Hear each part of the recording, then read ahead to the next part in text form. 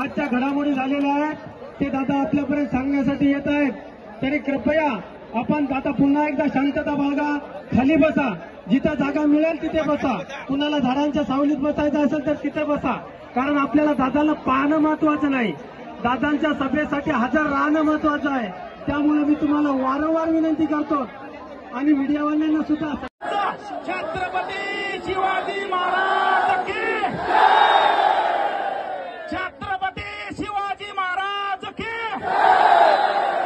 एक मराठा, एक मराठा. अरे जरांगे पाटील तुम आगे बढ़ो, अरे जरांगे पाटील तुम आगे बढ़ो. सर्वांना जय जिजाऊ. अरे कंटिन्यू आहे का? थांब ना जरा, बिझनेस घेऊन दे ना, काय कालवा लावलाय.